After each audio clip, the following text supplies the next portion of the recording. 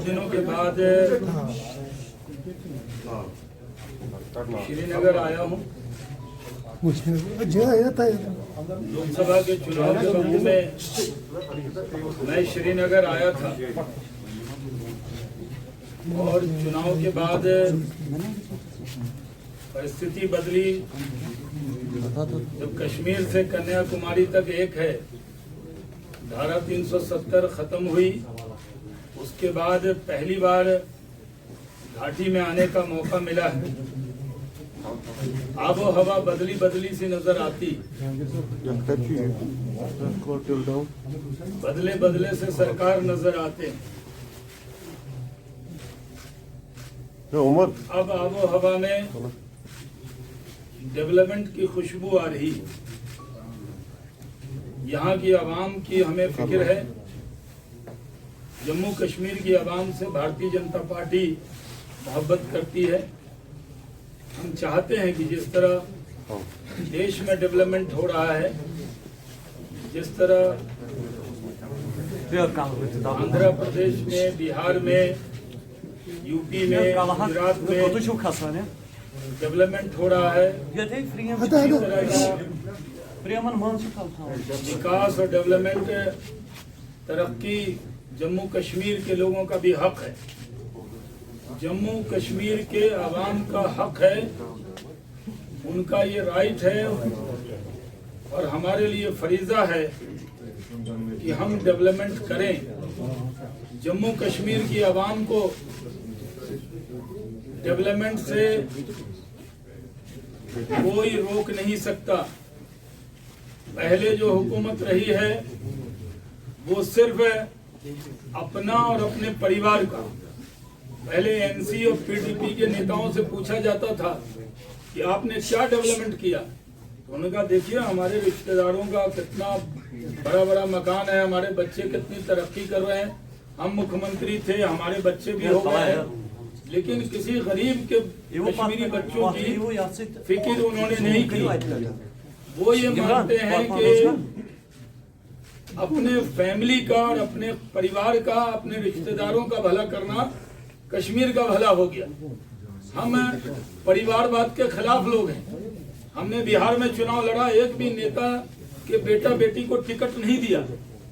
मैं भारतीय जनता पार्टी का जो पार्लियामेंट्री बोर्ड है, सेंट्रल इलेक्शन कमेटी जो उम्मीदवार तय करता है, उसके अंदर भी मैं सदस्य हूँ, जो 10 लोगों की कमेटी है। और मैंने देखा है कि हम परिवारवाद के खिलाफ है। इसलिए हमारी कथनी और करनी एक है। जो हम बोलते हैं वो करते हैं। अगर हमने कहा कि कुछ परिवार के लोग, आज जितनी भी पार्टियां जम्मू कश्मीर के अंदर हैं, वो कोई न कोई उनके वालिद या उनके दादा MP, MLA, minister, chief minister रहे हैं, इसलिए वो हैं। आम कश्मीरी को आपने आम कश्मीरी को आगे बढ़ने का मौका उन्होंने नहीं दिया। हम मौका। नरेंद्र मोदी जी का कमिटमेंट है कि जम्मू कश्मीर की आवाम पर हम खास तौर पर ध्यान देंगे।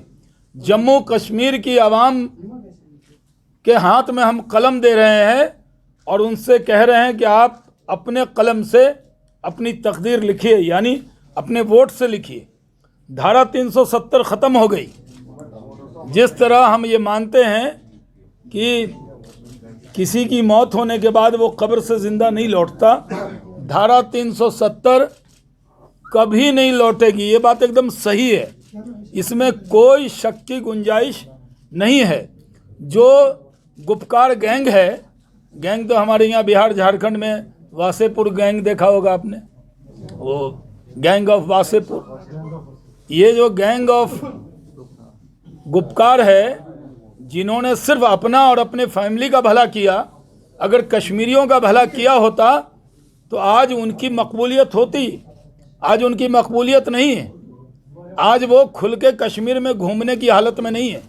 जनता सवाल पूछना चाहती। 3 पीढ़ी सबकी सरकार में रही है, हुकूमत में रही, क्या किया आपने? इसलिए मैं आपके सवाल के जवाब से पहले ही कह दूं, जो ख्वाब दिखा रही हैं महबूबा, जो ख्वाब दिखा रहे हैं फारूक अब्दुल्ला, वो ख्वाब पूरे होने वाले नहीं हैं। मान लीजिए मेरे वालिद का इंतकाल हो गया और मैं अपने बच्चे को कहूँ बेटा दादा आएंगे, तो दादा नहीं आएंगे। कोई कब्र से जिंदा नहीं होता। 370 भी दफना दिया गया है, अब ये कभी नहीं लौटेगा। इसलिए जम्मू कश्मीर के नौजवानों से कहता हूँ, जो लोग आपको ये पहले तो कहते थे 370 को कोई छू नहीं सकता, 35A को छू नहीं सकता, कोई तिरंगा उठाने वाला नहीं मिलेगा। आज माशाल्लाह भारत का तिरंगा शौक से कश्मीर के लोग उठा रहे हैं। इसलिए मैं कहता हूँ कि अब ये लोग पहले कहते थे कि हम 370 को बचाएंगे, उस पर लोगों को गुमराह करते थे। अब ये लोग गुमराह कर रहे हैं लोगों को कि हम 370 वापस लाएंगे। इससे बड़ा झूठ दिन के उजाले में कुछ नहीं हो सकता जो वो बता रहे हैं। हम यहाँ लोकल बॉडी का जो चुनाव है उसमें चुनाव लड़ रहे हैं और जम्मू कश्मीर में अनुराग ठाकुर जी प्रभारी हैं तरुण चुनाव के। हम और अनुराग ठाकुर और संजय भाटिया जी इलेक्शन के लिए जुड़े हैं और लोग जम्मू आज आए हैं, जम्मू का काम देख रहे हैं। मेरे जिम्मे घाटी की जिम्मेदारी है एज ए इलेक्शन इंचार्ज इन घाटी, मतलब कश्मीर का, कश्मीर वैली का। तो मैं इलेक्शन तक आपको मिलने वाला हूँ, उसके बाद भी मिलने वाला हूँ, लेकिन इलेक्शन में कंटिन्यू रहूँगा। अभी मैं 4 दिन हूँ, फिर आ जाऊँगा। मैंने कहा थोड़ा देख लूँ, मिल लूँ, फिर पूरा सामान वामान लेके आ जाऊँगा, टेम्परेचर देख लूँ, आबो हवा देख लूँ। और मैं कोविड में था, बिहार के चुनाव में ही मुझे कोविड पॉजिटिव हो गया था और 21 दिन हॉस्पिटल में रहने के बाद मुझे कितना कश्मीर से लगाव है।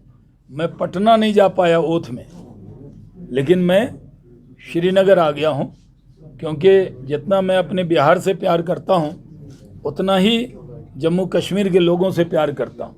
और जब मैं मिनिस्टर भी था तो एयरपोर्ट भी शानदार बना हुआ है। हमारे ही दौर में हज फ्लाइट हमने ही दी थी, पहली बार जो डायरेक्ट फ़्लाइट थी। पहले तो एक्स्ट्रा पैसा ले लेते थे।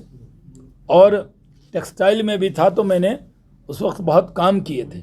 आज हमारे नेता नरेंद्र मोदी जी के दिल में बसता है जम्मू कश्मीर, आज उनके दिमाग पे है जम्मू कश्मीर। वो उनकी जिद है जम्मू कश्मीर को संवारने की। नरेंद्र मोदी जी की जिद है जम्मू कश्मीर में डेवलपमेंट लाने की। नरेंद्र मोदी जी की जिद है आपको रोजगार दिलाने की। और जम्मू कश्मीर एक ऐसा इलाका है जो सिर्फ कश्मीर के जवान को, जम्मू के जवान को ही रोजगार नहीं दे सकता, बल्कि पूरे दुनिया का टूरिज्म का हब बन सकता है। लेकिन टूरिज्म की जगह लोगों ने थोपा टेररिज्म। अब टेररिज्म का दौर ख़त्म हो गया, टूरिज्म का दौर शुरू हुआ है। मेरी आपके ज़रिए उन सब जम्मू कश्मीर वासियों से अपील है कि आप डेवलपमेंट के लिए, आपने सबको आजमाया, अब डेवलपमेंट के लिए भारतीय जनता पार्टी को आजमाइए। हम पूरी तरह आपकी उम्मीदों पर इंशाअल्लाह खड़े उतरेंगे और सबका साथ, सबका विकास, सबका विश्वास, सबको साथ लेकर चलेंगे। हिंदुस्तान में जैसे आज सब जगह अमन अमान है, कहीं कर्फ्यू नहीं है, कहीं दंगा नहीं है, कहीं फसाद नहीं है। 1-2 घटना जो होती है कहीं दिख जाती होगी कभी कभी टीवी पे, वो कुछ समाज के अनासिर हर जगह होते हैं जो समाज को बदनाम करते हैं, मुल्क को बदनाम करते हैं। लेकिन हमारी जिम्मेदारी है इस मुल्क में किसी भी ज़ात मज़हब के मानने वाले हों, उनकी फ़िक्र करना नरेंद्र मोदी जी अपनी जिम्मेदारी मानते हैं। और अटल बिहारी वाजपेयी जी की तरह अब जम्मू कश्मीर के लोग भी नरेंद्र मोदी जी से बहुत प्यार करते हैं, बहुत मोहब्बत करते हैं। उसका नज़ारा हमने देखा है। अब जिसकी नज़र ख़राब होगी उसका नज़रिया भी वैसा होगा। मान लीजिए किसी को मोतियाबिंद है तो उसको जो दिखेगा वो पूछेंगे कि ये क्या दिख रहा है, ये शाहनवाज है, कहने नहीं नकवी साहब दिख रहा है। मान लीजिए थोड़ी आँख में दिक्कत है, कुछ लोग ऐसे हैं जिनके आँख में दिक्कत है, तो पावर चेक कराएं। अगर चेक कराएंगे तो दिखेगा कि यहाँ लेफ्टिनेंट गवर्नर आए हैं, डेवलपमेंट मनोज सिन्हा जी बेहतरीन डेवलपमेंट का काम कर रहे हैं। पूरी तरह सरकार की भी कैपेबिलिटी का सवाल है कि हमने जो वादा आपसे किया कि डेवलपमेंट करके दिखाएंगे, डेवलपमेंट करना नरेंद्र मोदी की जिद है और उस जिद पर हम पूरी तरह खड़े उतरेंगे। अब अगर कोई सवाल है आपसे तो एक एक करके सर यहाँ से ये बताएंगे नाम। 5 जगह से आवाज आई है, एक जगह लाइट जनरेटर चलेगा क्या? तो एक एक करके पूछेंगे। अरे भाई आप जिनका नाम पहले वो नाम बता दीजिए और किस टीम? जी जी जी। जम्मू कश्मीर की बात करते हैं, आपने अभी कुछ समय पहले कहा कि जो गुपकार अलायंस या गैंग है वो एंटी कश्मीर है, लेकिन जब हम लोग लद्दाख हिल डेवलपमेंट काउंसिल इलेक्शंस की बात करते हैं तो वहां पे भारतीय जनता पार्टी साथ दे रही है नेशनल कॉन्फ्रेंस को और वो लोग कोऑर्डिनेट करने वाले हैं। तो यहाँ पर अगर वो आपके दुश्मन है, देश के दुश्मन है, तो लद्दाख जाकर के ये नीति क्यों बदल? हमने देश का दुश्मन कब कहा? क्यों मेरी जबान में? अरे साहब हर नहीं, अभी मेरी प्रेस है, मैं जो बोलूंगा उसका जवाब है, और किसी नेता के बयान पर जवाब लेना है वो लीजिए। मैं कह रहा हूँ कि हमने वो कश्मीरी नौजवान जिन्होंने ख्वाब देखा था जो जन्नत था, उसको दोज़ख बनाने का काम करने वाले वो गैंग के लोग हैं। वो सिर्फ अपने बच्चों के लिए, फारूक अब्दुल्ला इसलिए दुबले हुए जा रहे हैं कि उमर को कैसे फिर से आगे करना है। महबूबा मुफ्ती सोच रही हैं कि मुफ्ती सईद साहब की तरह मुझे कैसे आगे होना है। वो अपने लिए जी रहे हैं, हम जम्मू कश्मीर की आवाम के लिए जिएंगे। और जहाँ तक सवाल है अलग अलग जगह, ये दोनों पार्टियां हमारे साथ रही हैं, हमारे साथ रहती थी तो महबूबा क्या बोलती थी? कहती थी जब पत्थर चलाओगे तो क्या चॉकलेट मिलेगा? महबूबा कहती थी कि नहीं? महबूबा भारत के झंडे को सैल्यूट करती थी कि नहीं? महबूबा हमारे साथ भारत माता की जय कहती थी कि नहीं? फारूक अब्दुल्ला यहाँ कुछ भी बोले पार्लियामेंट में जोर जोर से भारत माता की जय, भारत माता की जय, भारत माता की जय करते थे कि नहीं? आप बताइए। जी सिविल दूसरा सवाल। जी जनाब अपना नाम और? मेरा नाम तारिक है, मैं बाबा साथी से काम कर रहा हूँ। अच्छा जी सर, मेरा सवाल है डेवलपमेंट के ऊपर। पहला सवाल, आप जब भी यहाँ आते हैं बीजेपी के बाहर से डेवलपमेंट डेवलपमेंट डेवलपमेंट, जी मुझे आप बताइए डेवलपमेंट कहाँ हो रही है? लाल चौक से सिविल सेक्रेटरी तक, बुक्का रोड तक ये मैग्नम डाला गया। मुझे बताइए आप राज्यपाल चलिए, ये मेन सर क्वेश्चन है कि भाषण है? सीधे कीजिए। क्या है? बिल्कुल फंसा रहा है जी आप। दूसरा सवाल, अरे साहब 2 सवाल में तो और लोग क्या करेंगे? एक एक कर दीजिए या आप जोड़ दीजिए एक बार सप्लीमेंट्री टू द पॉइंट। ये सवाल है सर, मुझे ये बताइए आप, यहाँ का यूथ बिल्कुल बैठा हुआ है, मेंटली हुए हैं, ड्रग्स इस्तेमाल कर रहे हैं, उनके बारे में आप 1.5 साल हो गया है यहाँ जब से 370 खत्म किया गया। आपका सवाल आ गया, ठीक है सर आप बताइए। जनाब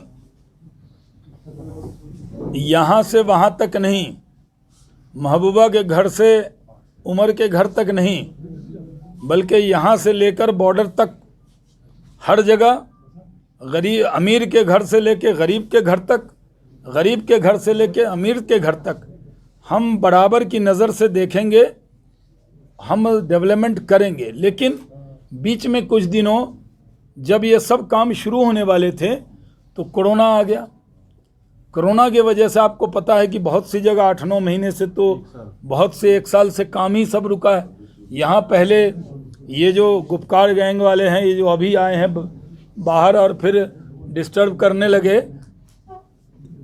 ये भी अंदर थे, ये भड़का रहे थे। लेकिन जब लगा कि अब सब कुछ ठीक है, इनके गुपकार गैंग वालों की भड़काने की ताकत भी ख़त्म हो गई, तो हमने उनको कहा आइए, और वो भी आए। अब इलेक्शन है, लेकिन कोरोना की वजह से बहुत से प्रोजेक्ट अभी शुरू नहीं हुए हैं। हम जम्मू कश्मीर के आवाम के उम्मीद पे खड़े उतरेंगे। डेवलपमेंट डेवलपमेंट डेवलपमेंट, विकास विकास विकास, तरक्की तरक्की तरक्की, यही हमारा एजेंडा है।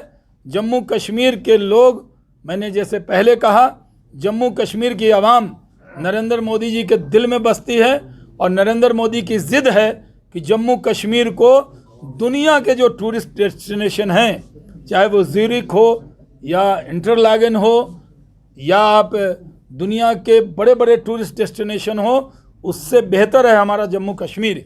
हम उस मुकाम पे ले जाएंगे जम्मू कश्मीर को। ये हम पैमाना जो है, पैमाना ये नहीं रखेंगे कि कोई अलग मुकाबला करें कि साहब दार्जिलिंग जैसा बनाएंगे, वहाँ बनाएंगे। हम पैमाना रखेंगे कि दुनिया में टूरिज़्म जम्मू कश्मीर से ज़्यादा कहीं नहीं हो। टेररिज्म को मात दिया है, टूरिज़्म को आगे बढ़ाएंगे। जी जीनत जी बताइए। Sir, since you are Kashmir in charge, so what are your expectations from the upcoming polls? First thing. The other thing is central government is implementing all the laws in Jammu and Kashmir.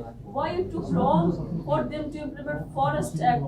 Under which हो तो गया कल। Pakrawals would have been protected and they would not have been evicted from their temporary shelters.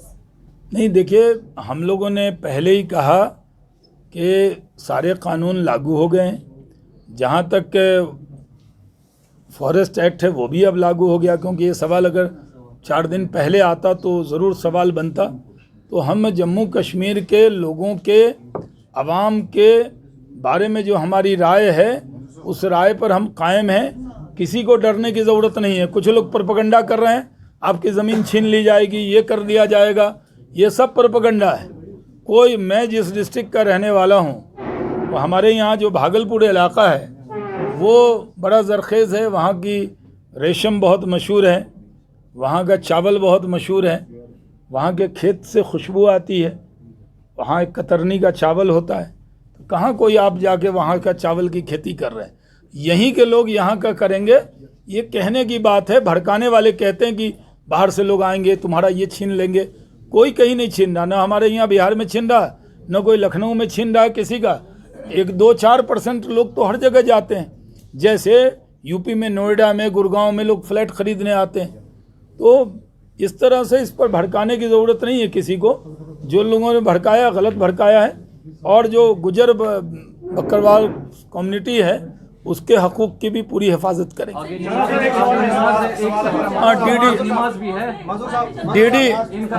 DDC पोल में मैं कमल खिलाने आया हूँ।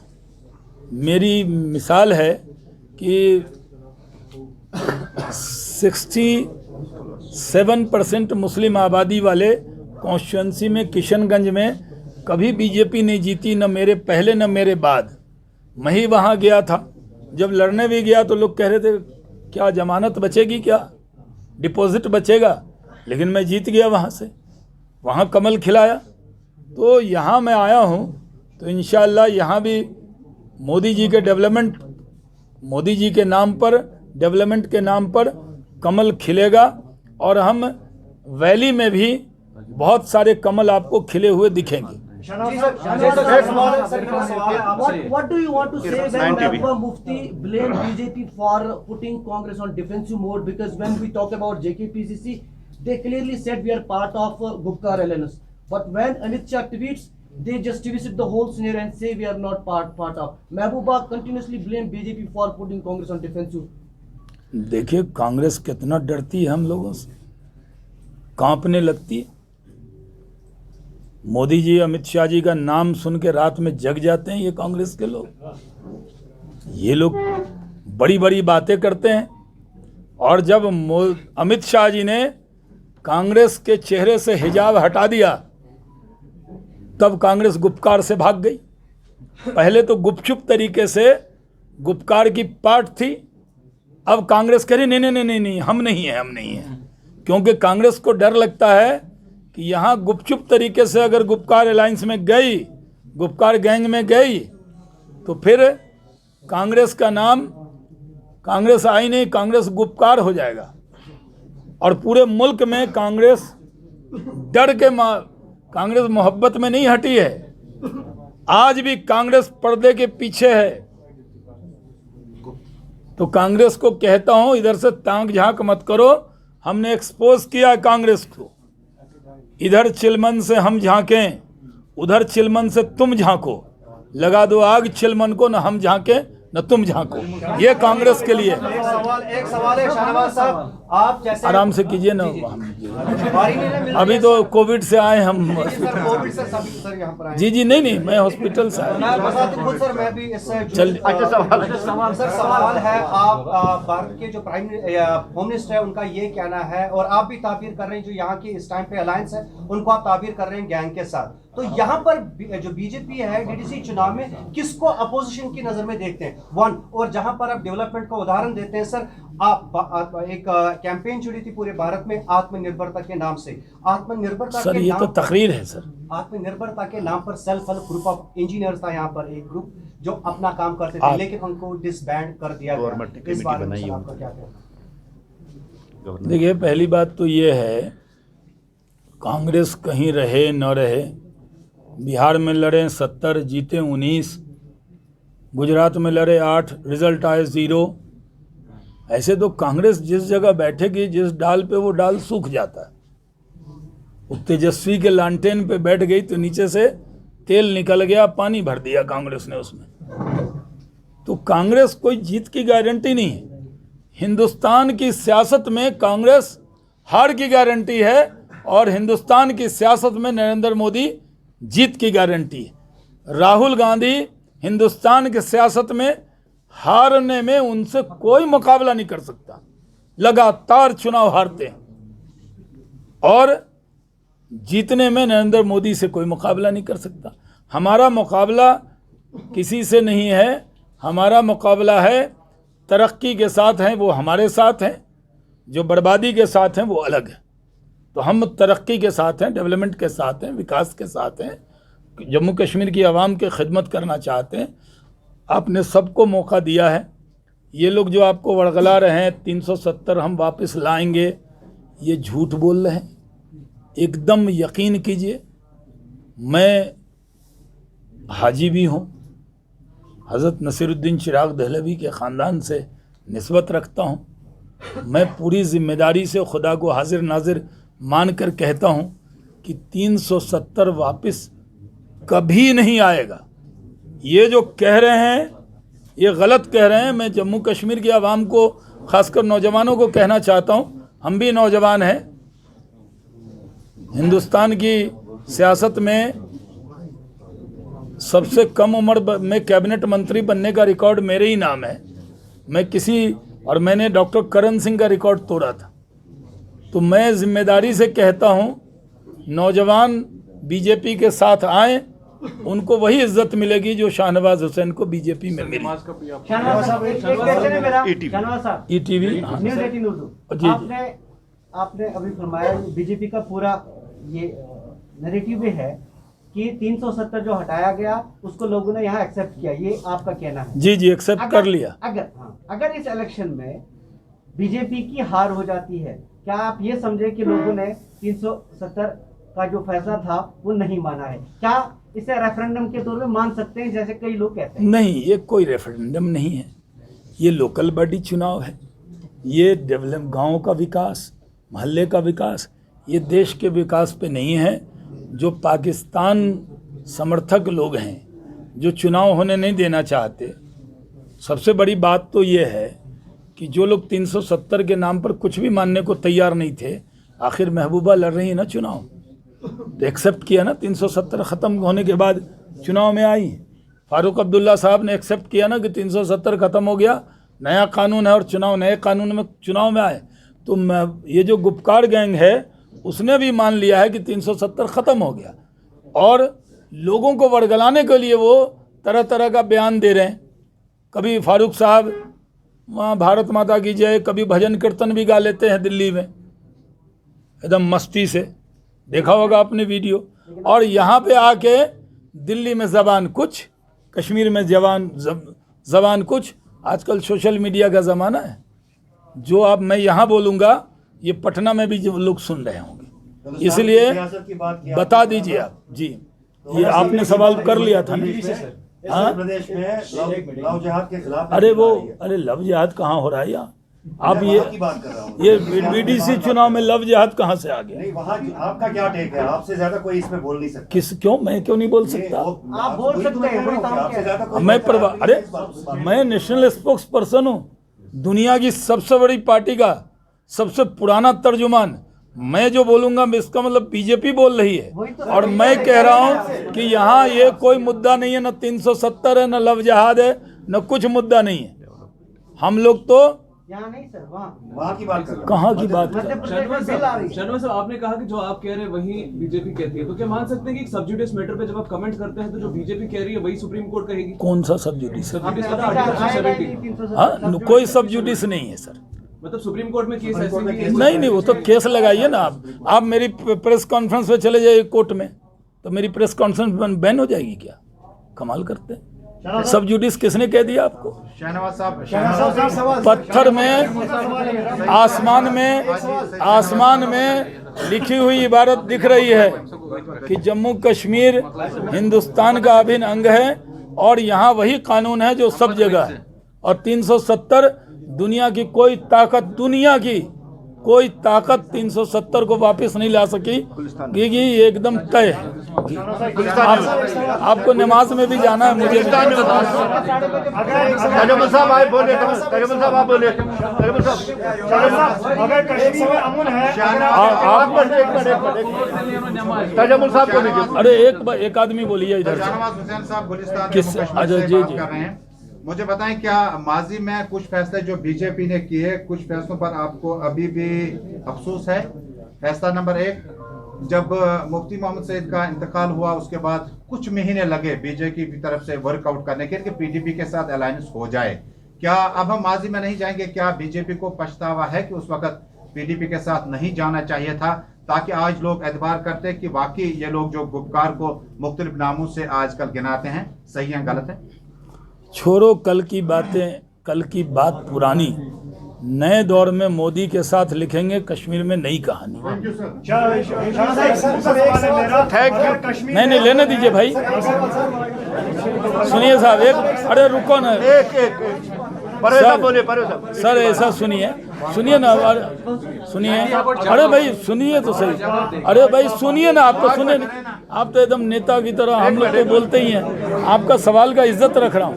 मैं कह रहा हूँ, मैं उस गुनाह में शामिल नहीं होऊंगा कि नमाज छूट जाए आपकी। तो जब तक आप पूछेंगे मैं बैठा हूँ। मैं तो नमाज कोविड में भीड़ में नहीं जाता हूँ, अभी भी दूरी रखी गई है। मैं जाके नमाज पढ़ूंगा 2 बजे वहाँ। इसलिए आपको जिनको नमाज में जाना होगा, मेरे ऊपर मत वो गुनाह डाल दीजिएगा। आप सवाल पूछिए, पूछने दीजिए। सर ये इनको छोड़ दें। कश्मीर में अमन है, अगर यहाँ पर अमन है, एक सिंपल सा सवाल है, तो 4G को अभी तक बहाल नहीं किया गया। अब आप कहोगे कि सिक्योरिटी प्रॉब्लम है, लेकिन 5 अगस्त का फैसला है तो उस वक्त सिक्योरिटी प्रॉब्लम क्यों नहीं? मेरा तो 2G चल रहा, ट्विटर अभी मैंने 4G की मैं बात कर रहा हूँ पूरा। अरे जब चाइना की बात करते वो 5G की तरफ घूम रही है। अरे चाइना का नाम मत लीजिए। बड़ा उइगर मुसलमानों पर जुल्म कर रहा है चाइना, और कश्मीर में एक प्रोटेस्ट नहीं हो रहा है उसके खिलाफ। भारतीय जनता पार्टी ने आवाज बुलंद किया। जम्मू कश्मीर के अंदर भी लोगों को मानना चाहिए, क्योंकि चाइना जिस तरह की जुल्म ज्यादती कर रहा है उस पर दुनिया को ध्यान देना चाहिए। आपने चाइना का नाम लिया इसलिए बोला। और 2G देखिए, 2G आया है तो सब जी आएगा। मेरा सवाल है कि पीडीपी साहब किस चैनल से? मैं ईटीवी से। ईटीवी भारत, क्या नाम बताइए? परवेजुद्दीन। माशाल्लाह। शर्मा साहब, चूंकि आपने पीडीपी के साथ हुकूमत बनाई, मगर आज आप गुपकार गैंग का नाम दे रहे हो। ऐसा क्यों कि 15 दिनों से सुबह खाली गुपकार गैंग, वजह क्या है? अरे कोई बुरी बात थोड़ी है, गैंग बताया ये। वो गैंगअप हुए हैं कि नहीं हुए? गैंगअप हुए हैं ना। नाम इतना, अरे भाई ऐसा कौन गैंगअप? कौन सी चोरी की है आपके हिसाब से? उन्होंने जम्मू कश्मीर की आवाम को धोखा दिया है। उन्होंने जम्मू कश्मीर अपनी कुर्सी बचाने के लिए जम्मू कश्मीर के जवानों की लाश पर राजनीति की है। वो बहुत बड़े गुनाहगार हैं, उनको यहाँ कोई माफ़ करने वाला नहीं है। उनका गुनाह अजीम है, कोई गैंग वाले से भी बड़ा गुनाह है, क्योंकि वो अपने बच्चों के लिए जीते हैं, अपने रिश्तेदारों के लिए जीते हैं। वो सिर्फ अपने लिए जीते हैं, वो कुर्सी के लिए जीते हैं। उनके दिल में सिर्फ कुर्सी है, जम्मू कश्मीर के अवाम के साथ जो धोखा इस गैंग ने किया वो किसी ने नहीं किया है। एक क्वेश्चन खाली, एक question national spokesperson of BJP, अगर यहाँ पे कश्मीर में हालात ठीक है तो जो यहाँ पे जिन लड़कों को यहाँ पे कैद किया गया और एक्स MLA मीना रशीद भी उनको रिलीज नहीं किया गया, तो उस पर आपका क्या कहना है? देखिए, वो मैं पूरा डिटेल तो लेके नहीं आया हूँ कि कौन अंदर है कौन बाहर है, लेकिन किस जुर्म में है। और ये भी सही है कि मान लीजिए जैसे उन्होंने सवाल किया, आपने भी किया था कि वो पुराने आपके साथ थे, तो ये सही है कोई आदमी हमारे साथ हो अब वो ड्रग का धंधा करने लगे तो पकड़ा जाएगा, तो हम थोड़ी साथ रखेंगे। जो एंटी नेशनल होगा, जो लोग हमारे साथ रहते हैं तो भारत माता की जय कहते हैं और अलग होते हैं तो अलग बयान देते हैं। इसलिए जो लोग भी शामिल हैं वो गुनाह के आधार पे हैं, वो कोर्ट में मामला जाएगा, कोर्ट फैसला करेगा। थैंक यू बस तारिक साहब लीजिए, थैंक यू। अरे कीजिए ना, किस चैनल से? अरे वो तो कर लिया प्रभा साक्षी से। थैंक यू जनाब। वहां से किया था आपने, उधर से पहले राइट में थे अब लेफ्ट में आ गए। बस दानिश साहब, थैंक यू सर। आप सबका बहुत बहुत शुक्रिया, आप इस प्रेस कॉन्फ्रेंस में आए। हमने लंच का प्रोग्राम रखा था लेकिन बहुत जल्दी से आप तो टाइम पे आए भी नहीं। टाइम था।